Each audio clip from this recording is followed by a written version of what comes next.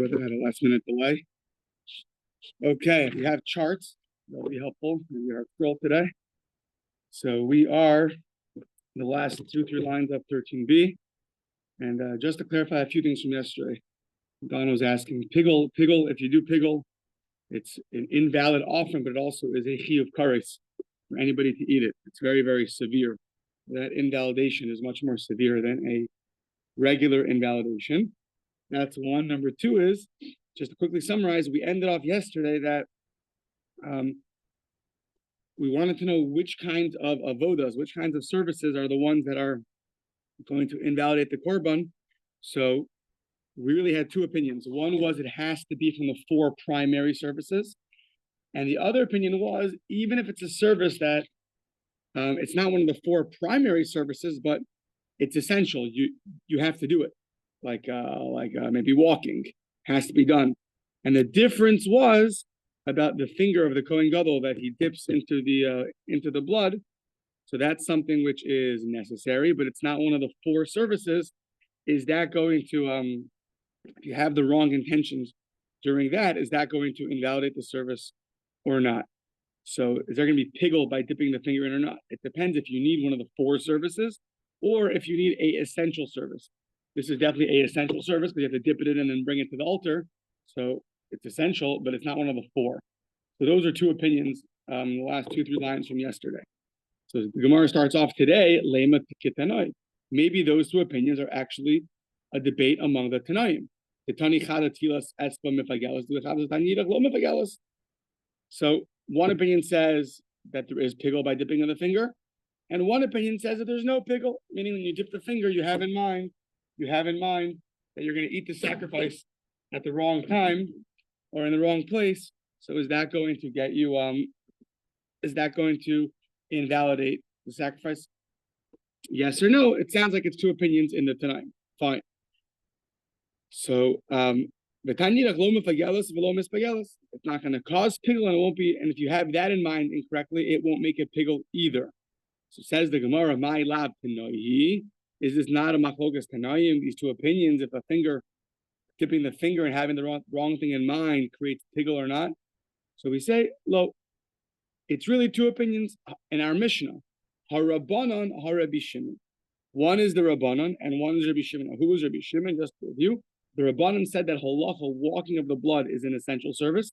Rabbi Shimon said walking the blood is not an essential service, since there are situations where you don't have to walk the blood, where you slaughter the offering right next to the altar. So since you don't always have to do the walking, it's not considered an essential service. So to the Gemara is suggesting over here, maybe those 2 opinions are reflected in the Mishnah, that Rabbi Shimon's going to say it doesn't have piggle because just like walking is not something which is always has to be done. So therefore, this also, this should follow suit. This also is something that's not going to create piggle. And on the other hand, the rabbis will hold that it would create piggle. So says the Gemara, Rabbi Shimon, if it's Rabbi Shimon, my area tvilas etzba. If that Bryce is Rabbi Shimon, so why did you choose the case of dipping of the finger? Ha'amar kol she'eno al mizbeach hachitzon kishlomim ein bo mishum piggle. According to Rabbi Shimon, anything which is not on the that's done on the outer altar, like a shlomim, shouldn't have piggle either. It's not just the dipping of the finger; it's anything. Kol she'eno al mizbeach hachitzon kishlomim ein bo mishum piggle. Whatever is not found by shlomim, by the peace offering, should not have piggle either. So that's not unique to the finger dipping, which is only found by the inner sacrifice. That could be a number of things. So why did you specify this? So that the Gemara accepts as a valid rejection. And it says, Elahabaha Rabbanan. Really, both these opinions of the Tanaim are the Rabbanan, below Kasha. And it's not a difficulty. Kan b'chatos achitzonius and kan b'chatos apinius. That which the Brisa said that the dipping of the finger could create piggle was talking about the inner sacrifice. That which the Brisa says that it does not create piggle was talking about the outer sacrifices, the chatos hachitzonius, the outer sin offerings brought on the outer altar. To that, the Gemara says chatos hachitzonius pshita. Obviously, there's no finger dipping by the outer altar.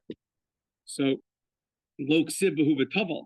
It doesn't say you have to dip your finger. Now we are going to see, it does say that he has to put his finger in and carry the blood over. It just doesn't use the word to dip. But it does say the word velakach.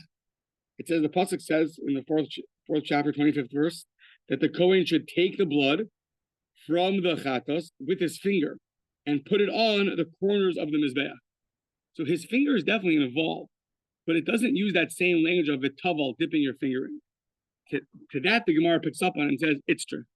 I still need to teach you that dipping of the finger is not going to be something that's going to cause pigul. Why do I have to teach you that? Even though it doesn't state dipping in that section, for the following interesting case. It's true. Since the Torah said you have to take with your finger. Now,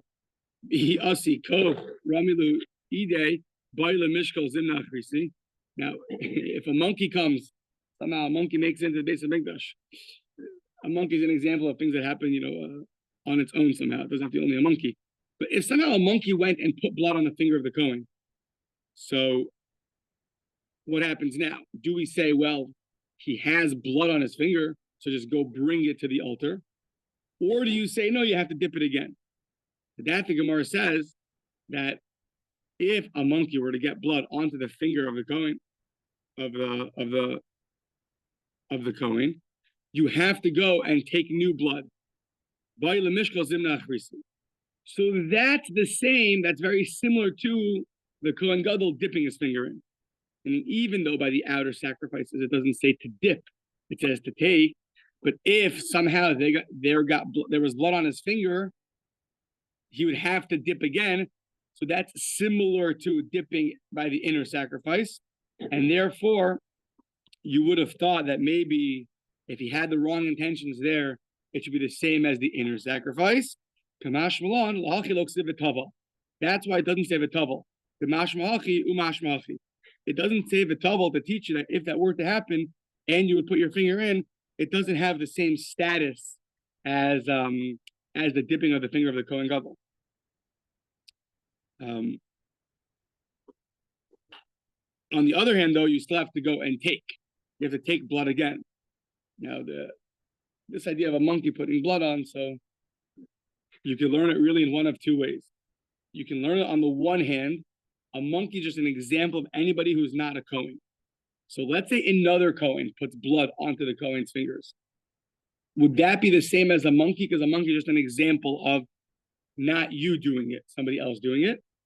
Or no, a monkey is something even farther removed. If another Kohen puts the blood on your finger, that would be valid. But if somehow it got on in a different way, somehow it got splattered onto your finger all of a sudden, or something fell into the blood, who knows, and it splattered onto your finger, that's equivalent to a monkey, so to speak, and therefore you have to do it again. So I think I saw that in one of the footnotes, they choose one of the sides, that it's specifically a monkey and not another Kohen, because another Kohen would be valid. But it's interesting to think about, is a monkey referring to anybody who's not himself, or something which is much more on its own than a human being? Okay. Now we're going to go a long time with Rabbi Shimon. Long discussions about Rabbi Shimon. Rabbi Shimon is the one that said in our Mishnah that hiluch, the walking of the blood, is not a essential service, since sometimes you could do without. Since you could do without, it's not considered an essential service, and therefore, if you're walking over the blood and you have the wrong intention, you have the wrong sacrifice in mind, so that's not going to invalidate it. Okay.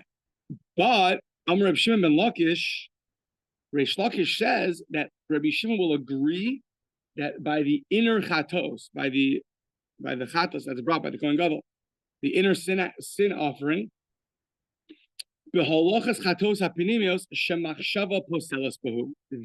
the walking in the blood is going to invalidate. Why is it going to invalidate it? Because ho'il the avoda she'ein yachol levatla. Because when you're talking about the inner sacrifice, it's not normal to shecht it inside the heichel, inside the holy area. So rather, what do? You shecht it in the courtyard, and then you bring it over into the heichel, into the holy, and you into the holy area. What do they call it? The antechamber? into the heichal.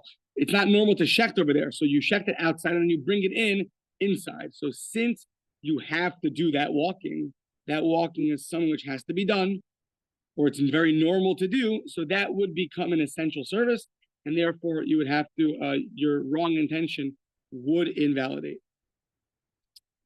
Rabbi Shimon himself said, Kol she'eno al mizbeach hachitzon tishlomim ein chayav l'lav mishum pigel. Rabbi Shimon himself, we had this quote of the first line of the Amud. He says anything which is not done like the shlomim offering, you're not going to be liable for pigel. So just like the shlomim could be sacrificed right next to the altar, and therefore the walking is not essential. So too, you see that any kind of walking should not be something which should cause pigel. So Amar Rabbi Yossi Rabbi Chanina Modahaya Lifsol Mikal v'chomer. Rabbi Yossi, the son of Rabbi Chanina, says, but he'll still invalidate it from a kal v'chomer. Now, there's really two kinds of pigel. There's having the wrong intention in terms of you want to eat it outside of the right place, and there's outside of the right time. So having it outside of the right place, that's much more severe. That gets a person curries. Having outside of the right time is also, so to speak, pigel, but it's less severe. So we're saying now that you're right. The pigel that's going to get you kares is only something which you find by the shlomim. Anything that would invalidate a shlomim would, and anywhere whereby a shlomim, a peace offering, pigel is applicable. So then, even by the inner sacrifices, pigel would be applicable. However, the other incorrect thought, having it outside the right time, that we could invalidate through a kal v'chomer. What is that kal v'chomer? So just like something which you have the wrong intention, the shlomim will still be a good sacrifice, but by a sin offering having the wrong intention is going to invalidate it.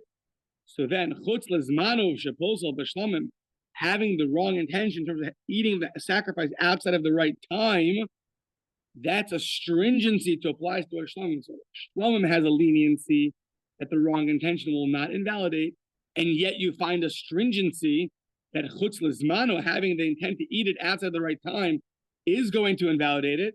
So eino din sheyifsol bechatos, a chatos is already more strict, because there, if you have the wrong intention in mind, it's going to invalidate. It for sure should have this invalidation in mind. And if you have the wrong time, you're going to eat outside the wrong time, it for sure should invalidate. So in terms of the two kinds of pigel, outside the right place or outside of the right time, outside of the right place, according to Rabbi Shimon, is only applicable to things that invalidate a shlomim. Outside of the right time, though, through a kal v'chomer, will teach us that even outside of the right place will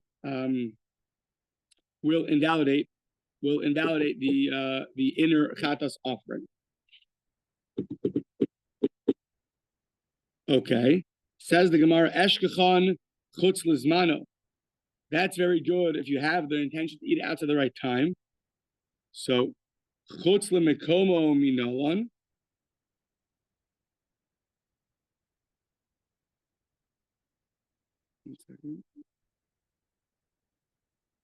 Yeah. So okay, Rashi a little bit explains that's a little confusing. That having outside of the right place, so is definitely invalid by a shlomim, and you learn out from a shlomim to all the other sacrifices. However, according to Rabbi Shimon, that according to Rabbi Shimon, he only will apply this to the outer sacrifices, only things that are similar to a shlomim, but he does not have a source that pigel is going to apply to the inner sacrifice. So how do you know that by the inner sacrifices, by let's say the chatas hapinimis, how do you know that having the intent to eat it outside of the right place is going to make that pigel also?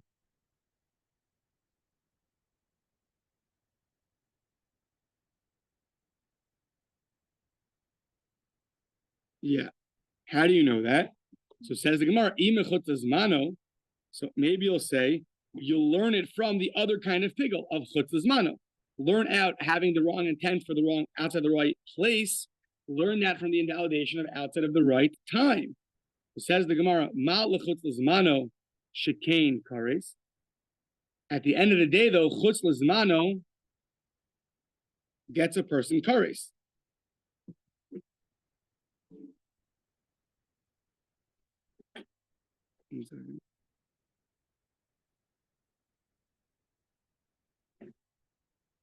Oh, sorry. I think I misspoke earlier.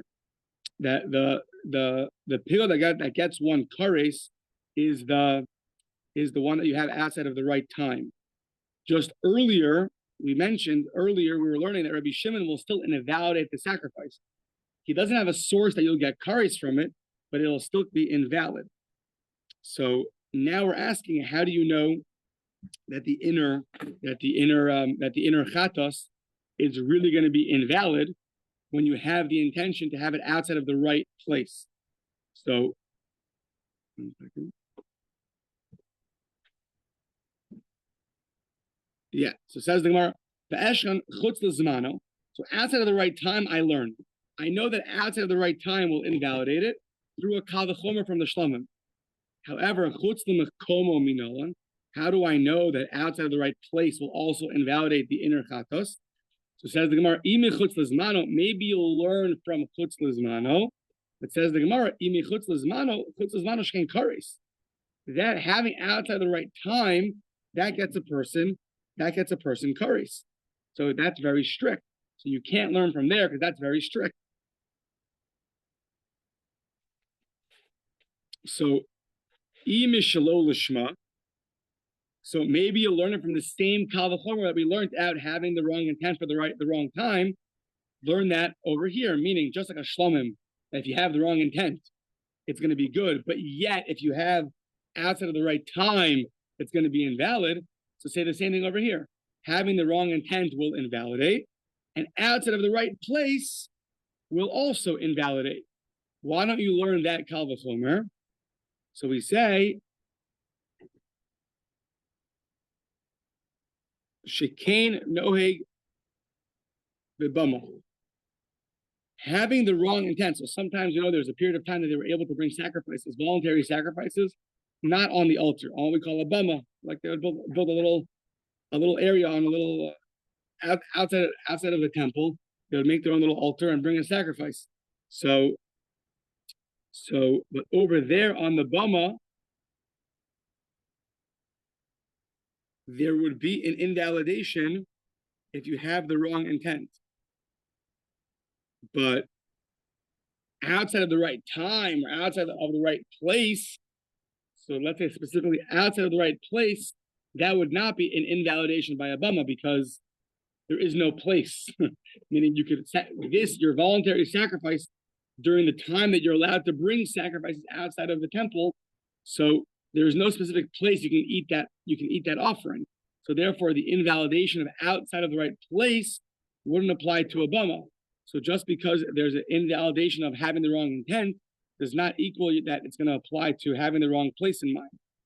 So says the Gemara, is that really true? Shalol Shman b'may noheg. What are the sacrifices that are invalid if you have the wrong intent?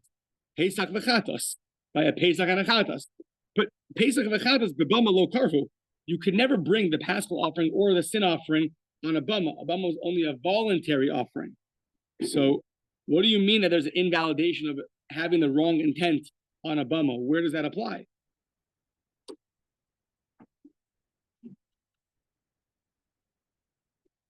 Yeah, so I think the Gemara accepts that. So now, really, we say another answer is that really we could learn outside of the right place, chutz l'mkomo, from the invalidation of chutz l'zmano. We asked, how can you do that? One has kares. So we say, hekeshahu. We compare the two. Shlishi zeh chutz l'zmano. Pigel zeh chutz l'mkomo. So if you look at the verse in Vayikra, it talks about pigel, the 7th chapter, 18th verse. It says that if you're going to have in mind to eat it by Yom HaShlishi, on the 3rd day, which is invalid, so lo yiratza, that's not going to be appeasing, that's not good. And then it also says pigel. So the Gemara interprets that when it says the third day, that's referring to outside of the right time, instead of 2 days only if you decide you're going to eat on the third day. And when it says pigel, that's referring to chutz lim komo. That's referring to outside of the right place. So therefore, there's a juxtaposition of the two, which will teach you that just like outside of the right time is going to invalidate, so to outside of the right place is also going to invalidate it.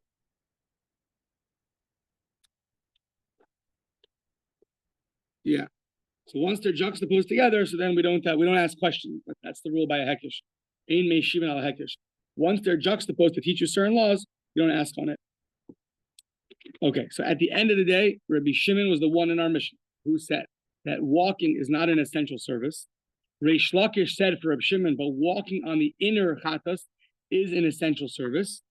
And all we did was we learned that the pigel disqualifications of having in mind the wrong time and the wrong place will also apply to the inner sacrifices, even though Rabbi Shimon says that only things that apply to a shlomim are going to invalidate. However, he has different places where he learned that pigel is still going to apply to the inner sacrifices. Okay, now here if you have a chart, it's going to be helpful. I don't, so you'll have to help me. So now, yeah, so Omer Rava, Im Tim Talomar. So now Rava says, Im Tim Talomar Reb Shimon Savarla Kibrei. So now we're a little bit jumping ahead a week's worth of Daf Yomi, and it's going to be clearer in a week from now. But he says, if Rabbi Shimon agrees to his son, so basically, by the Mizbeach, by the, I think by the inner altar, No, it's in the outer altar. In the outer altar, there's two areas. There's the one that's directly parallel to it. That we'll call section B, okay? Then there's section A. So the outer altar was in the south. And it says that you have to bring the sacrifice from the north. So the question is, what does the north mean? So simple understanding is section A, the one that's right. If the altar, what? Section B, sorry. The one that's right. If this altar's on the south, the one to the north is one that's right. That's section B.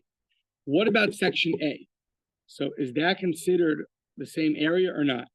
So if Reb Shimon will agree to his son, who says, Bein ha'ulam v'la mizbeach tzafon, that's all considered, both section B and section A are considered the north. So then, ein machshava mo'eles beholachos chatos hapinimius. So since that area is all considered the north, so therefore, the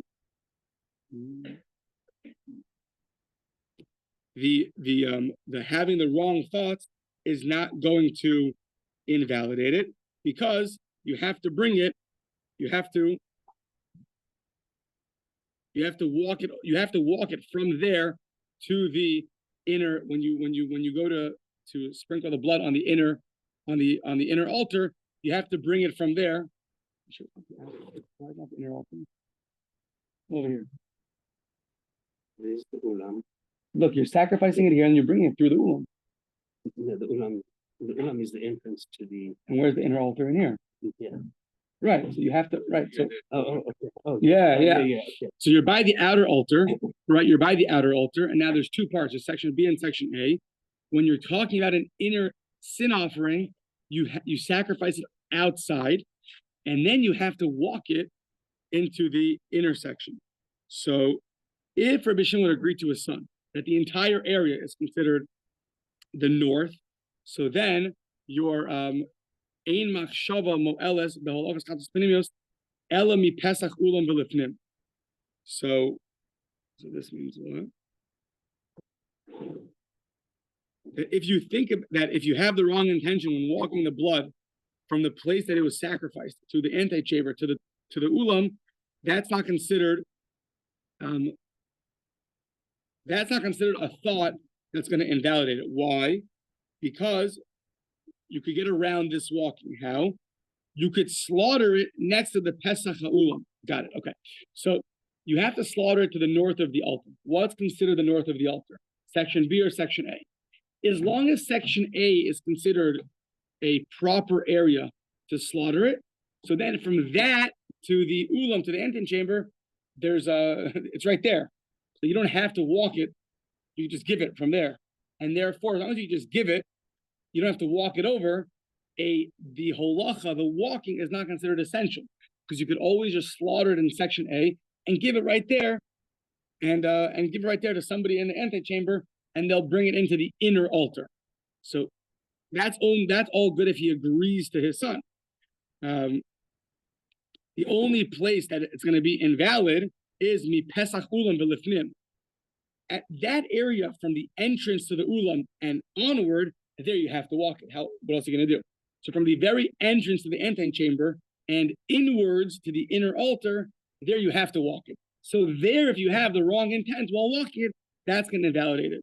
But until that point, if you're in section A, so if you have the wrong intent in section A, it's not going to invalidate the service. Why? Because you didn't have to slaughter it in section B and walk through section A. You could have slaughtered in section A. And that's where Rabbi Shimon holds. As long as you could get around to the walking is not essential. But once you got to that entrance to the antechamber, you have to walk it through. There's no other way. You can't fly. So you have to walk it through. That is now an essential service, and that's going to invalidate. Okay, that's one. Now, another chart. The imtim talomar savarla Rabbi Yehuda. And if you'll say that he holds like Rabbi Yehuda, who says the following, Amar, toch azara mekudash ein machshava mu'eles beholachas siluch bazikin. Okay, so now we're talking about the Rabbi Yehuda says that the entire floor of the courtyard, from the Beina Ulam to the Mizbeach, from the courtyard to the Mizbeach, not the courtyard, from the Ulam, the entrance to the antechamber. From that, that whole area is considered holy. The entire floor from the courtyard between the antechamber and the altar is holy, and therefore you could sacrifice the limbs there. It's like the altar itself.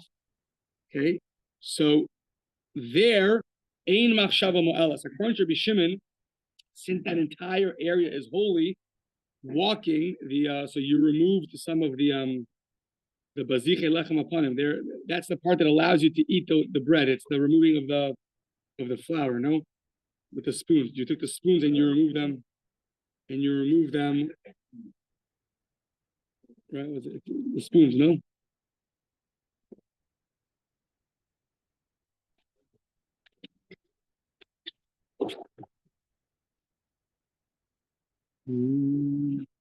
Huh? Yeah.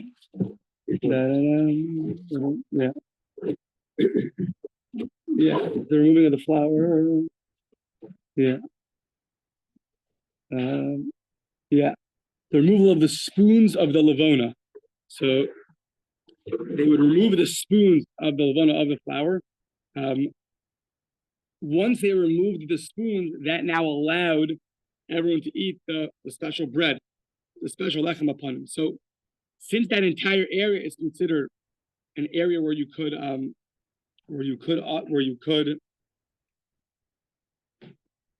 that entire area is considered a holy area where you could sacrifice, where you could sacrifice the fats, that it's like the altar itself. So therefore, when you're removing this lavona, that's going to allow you to eat the bread. So that whole area is an area that you're able to sacrifice things on. So there, having the wrong intention is not going to invalidate it, because you could have sacrificed things at any point. So therefore, it's not going to be considered invalid. Ela mi pesach heichal v'lachutz. But where it's going to invalidate it? From the entrance of the heichal v'lachutz. Outside of that area is not considered holy anymore, and therefore that area is an area where you have to walk, and since you have to walk, therefore it's going to invalidate.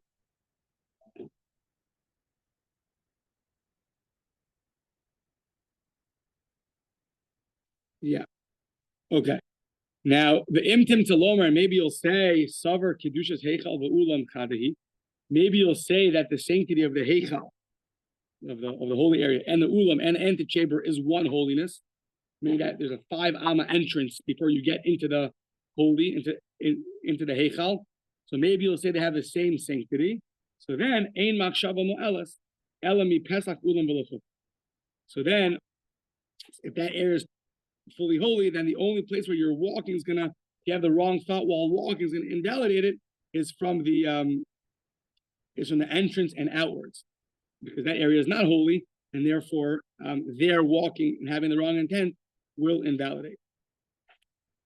The imtim talomar tocha pesach kilifnim, and maybe you'll say that the entrance of the entrance chamber is kilifnim, has the same sanctity as the inside of the holy area. So if that's true, so then once again, ein machshava mu'elas. So basically, any time that you're going to have an area that's holy, so then that walking is not going to be a walking that's essential, because you could always offer something or burn something at any place that's holy. It's only a place that you have to walk through that's not holy, that you cannot sacrifice or burn things there. There, the invalid thoughts is going to, having invalid thought will invalidate. It's probably much easier going slowly with the chart, but yeah. So yeah. So the imtim talomar tocha pesach kilifnim, the inside of the entrance of the entrance chamber has the same sanctity as the holy area. So then ein machshava mo'elas afilu psia achas. Then having a wrong thought, even one step while having a wrong thought there, is not going to invalidate it, because that walking is in a holy area, and therefore the entire area is a place where you could have burnt things, and therefore having the wrong thought is not going to invalidate. Ela bichdei hoshatas yado. Ela bichdei hoshatas yado. What is that thing? So let's say you're standing at the entrance of the entrance chamber, and you don't walk, but you stretch out your hand, and you stretch out your hand. So there you're not walking, but there you're stretching out of your hand and giving it is going to, if you have the wrong thought, it is going to invalidate it. Why? Why is that going to invalidate it and not the walking?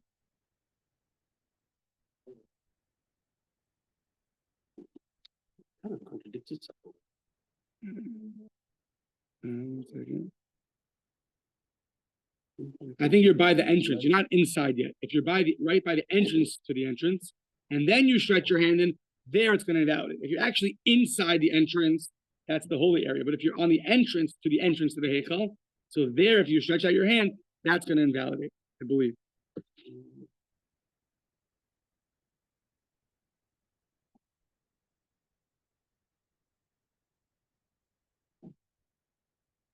No?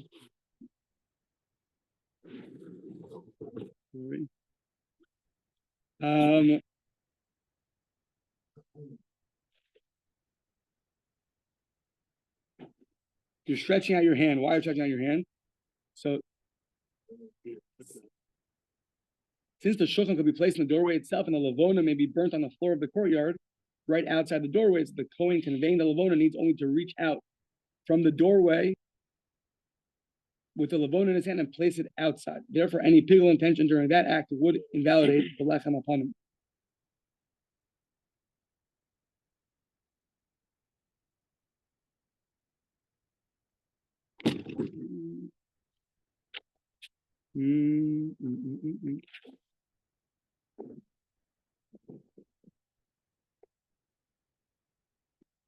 Okay, you're stretching it out. You're stretching outwards. You're bringing the lavona outside. Okay.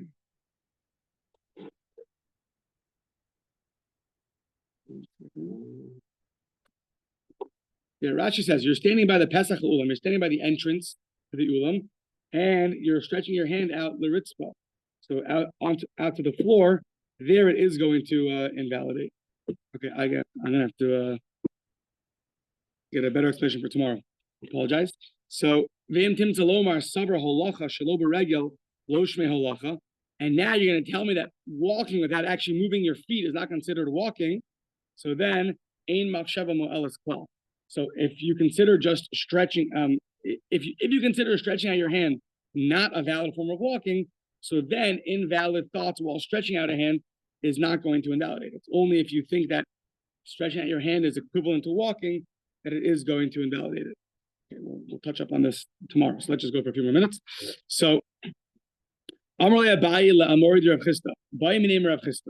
Chisda, Holacha Bizar Mahu, can a non-Kohen do the walking? Like Shera, yeah, it's kosher. I'll bring a plus to support it. Like Yishketu as a Pesach. This is in Malachim. Sorry, in Divrei Yamim. They slaughter the Pesach. The Yizur Kohanim is them. It sounds like they slaughtered the Pesach. Somehow the blood got to the Kohen. It sounds like a non-Kohen gave him the blood, and the Kohen threw the blood. But how it got to the Kohen was walked over by a non-Kohen. The Halavim Mafshitim, and the Levim would strip the skin of the animal. However, how did the blood get to the Kohen? It's because a non-Kohen walked it over. So what do you see? A non-Kohen can do the walking of the blood.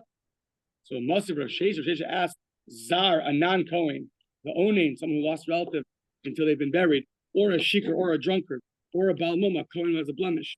So all of those, B'Kabbalah, B'Halacha, B'Zrika, Pasal. If they do any of those three, excepting walking or throwing of the blood, that's going to invalidate the service. So what do you see? A non-Kohen who does the walking is invalid. B'chein Yoshev, B'chein Smol, one who's sitting or uses his left hand, that's all going to be invalid. Tiyufta, so that's a rejection. It's an explicit brisa that says a non-Kohen does the walking, it is invalid. We brought a verse. The Rav Chisda Krakam, he didn't say his logic. He brought a verse to support himself. So how are you going to interpret the verse? So we say, the Ovid Maisa Itztaba. So what it means is, he did an act of a pillar, meaning he didn't walk it, he stood in his place. The non-Kohen stood in his place next to the Kohen, which accepted the blood. So, so the Kohen got the blood, and he gave it to this non-Kohen, and then he gave it to the Kohen who's going to throw the blood. So the non-Kohen didn't bring it any closer to the Mizbeach. He didn't move at all. He just stood there. He stood there and then received the blood and then gave it to the Kohen.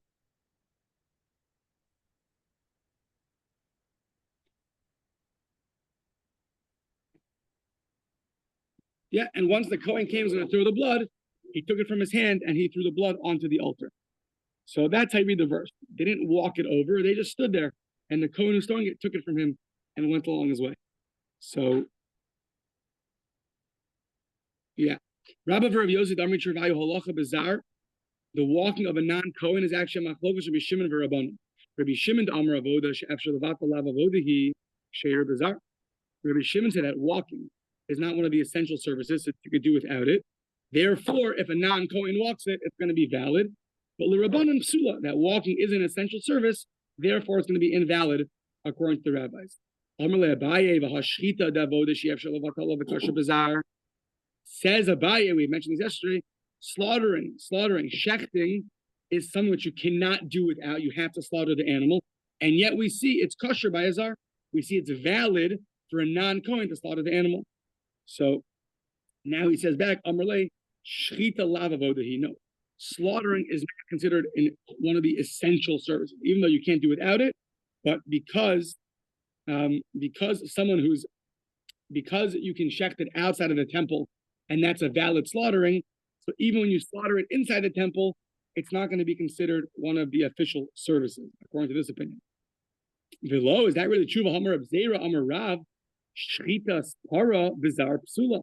The slaughtering of the red heifer by a non-Kohen is going to be invalid. The Amar Rav Allah, Elazar v'chuka. Says there the Elazar, Aaron's son Elazar, and v'chuka, that he has to do this chok, he has to do this statute. Only a Kohen can do it, no one else can do it. Elazar v'chuka ksivba. So what do you see? Even though it can be, an animal can be slaughtered outside the temple for your own, your own consumption purposes, but still, if you do something inside the temple, you do a slaughtering inside the temple, it's going to be invalid.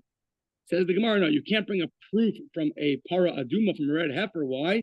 Shiny para, because that is a lower level of sanctity. That sanctity is for the upkeep of the temple. It doesn't have the sanctity of the Holy of Holies. Says the Gemara, that doesn't make any sense. What do